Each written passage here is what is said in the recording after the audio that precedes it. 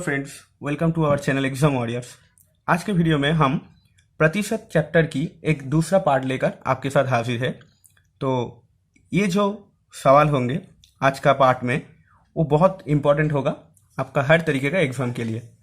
तो चलिए शुरू करते हैं हमारे पहले सवाल से। देखिए दोस्तों, इधर क्या बोला है, price of an article is reduced by 10%। To bring it to the original price the new price should be increase by. देखिए दोस्तों, ये फिगर तो आप बहुत सारे एग्जाम में आपको दिखा होगा शायद, ये जो 10% वाला फिगर।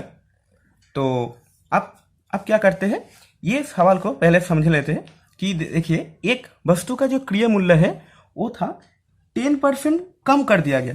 तो आप ये परसेंटेज में मत निकले, ये 10% को आप पहले कन्वर्ट कर लीजिए फ्रैक्शन में। 10% का मतलब कितना होता है, 1/10। 10/100 उसको काटने से 1/10 आता है। तो अगर पहले ये 10 था तो अब ये कितना हो गया, 9 हो गया। हम ऐसे लिख सकते, पहले अगर ये 10 था तो अब ये 9 आ गया। लेकिन अब ओरिजिनल प्राइस में इसको वापस ले जाने के लिए आपको कितना इंक्रीज करना होगा, आपको इंक्रीज करना होगा 1। तो 1 अगर इंक्रीज करना होगा तो कितने में इंक्रीज करना होगा, 9 के लिए, तो 1 सही 9।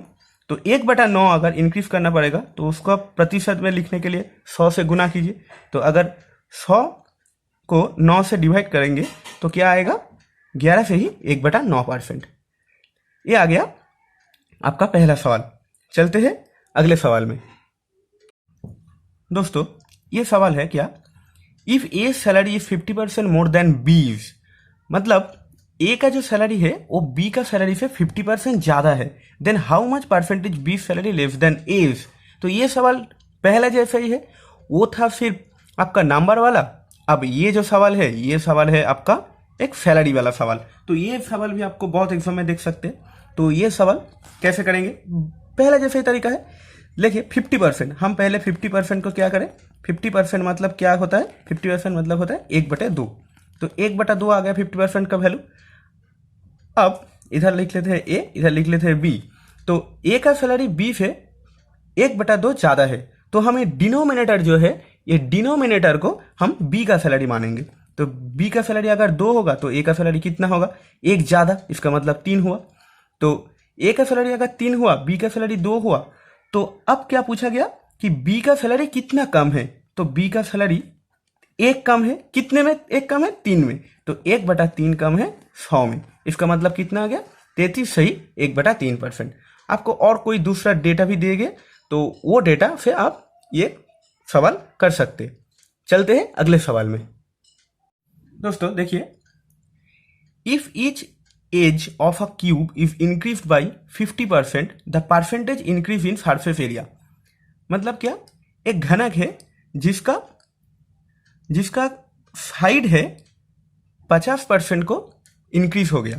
तो साइड अगर 50% इंक्रीज हो गया तो आपका सरफेस एरिया कितना इंक्रीज होगा। ये सवाल हम आपको 2 तरीके से बताएंगे।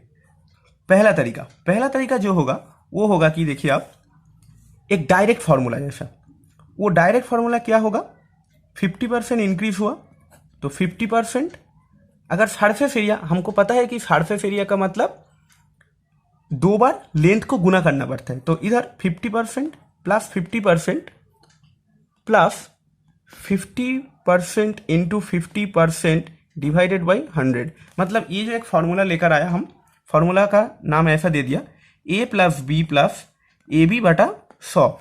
ये जो फॉर्मूला है, ये फॉर्मूला आप किसी भी ऐसा डायग्राम में लगा सकते हैं।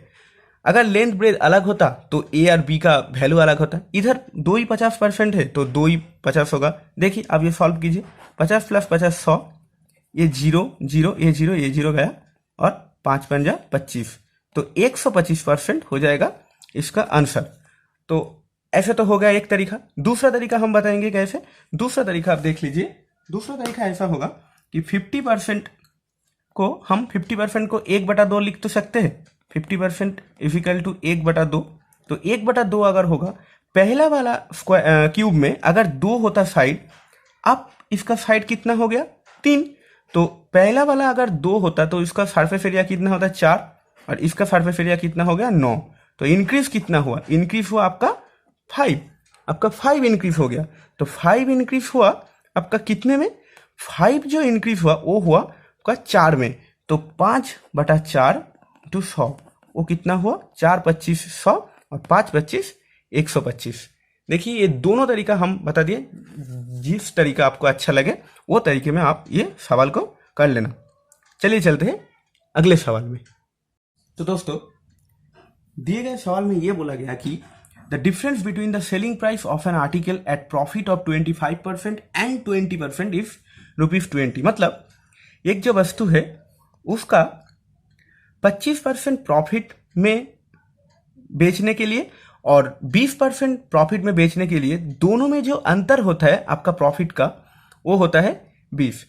तो दोस्तों ये जो सवाल है ये तो आप एक तरीका है जो इसको एक्स मानने करें, तो एक्स मान के इसको अगर आपका सीपी अगर आप एक्स मान लिया, फिर उसमें आप सेलिंग प्राइस 25% लगा दिया, फिर सेलिंग प्राइस 20% लगा दिया, उसको डिफरेंस निकल के। लेकिन इतना एग्जाम में नहीं करना, एग्जाम में एक सिंपल तरीका हम बताएंगे, एक कॉन्सेप्ट बताएंगे, वो लॉजिक आप जरूर समझ लेना।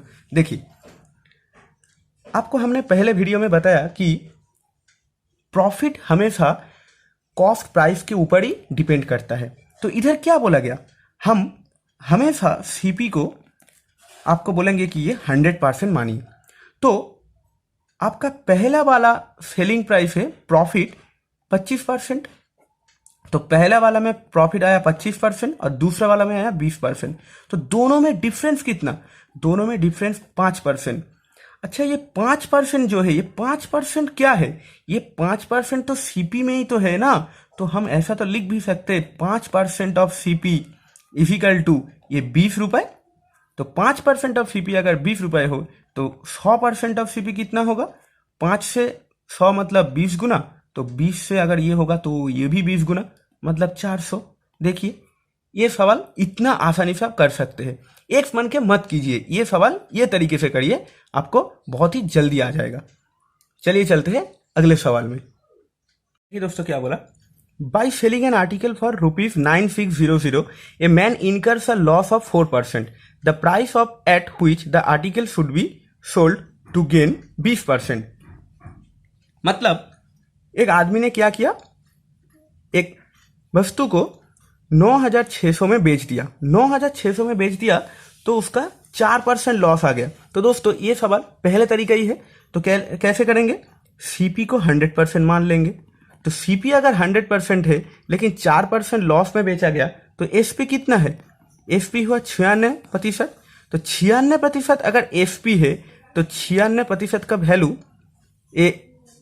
साम में क्या दिया रखा है, साम में दिया रखा है 9600। तो अगर 96% का वैल्यू 9600 है तो 100% का वैल्यू कितना होगा आपका, ये तो आपको दिख ही रहा है कि ये अगर एक यूनिट का वैल्यू 1% का वैल्यू आपका 100 आएगा, तो 100 गुना 100 मतलब कितना आएगा, 10,000। 10,000 आ गया 100% का वैल्यू। लेकिन 10,000 इसका आंसर नहीं है, क्यों, क्योंकि the price at which the article should be sold, मतलब विक्रय मूल्य कितना होने पर 20% की लाभ होती है उसको। तो ये अगर 10,000 का सीपी है तो इसका एसपी 20% प्रॉफिट में कितना होगा, 20% मतलब 120% अब लगा दीजिए इसमें। तो 20% अगर आप लगा दीजिए तो 100 में से 2 जीरो कट गया तो कितना होगा आंसर, 12000 मतलब 12,000 हो जाएगा इसका आंसर। तो देखिए दोस्तों ये भी सवाल इतना आसान था, लेकिन ये सब सवाल आपका हर तरीके का एग्जाम में आता है। तो दोस्तों आज का सफर यही तक, मिलते हैं आपसे एक नया वीडियो में। आप वीडियो को लाइक करें, शेयर करें और हमारे चैनल को सब्सक्राइब करके बेल आइकन प्रेस कर देना। और वीडियो में कमेंट जरूर करना, आपको किस तरीके का आपको वीडियो पसंद आ रहा है वो हमको कमेंट करके लिखना। तो मिलते हैं दोस्तों आपसे नया वीडियो में, तब तक के लिए गुड बाय।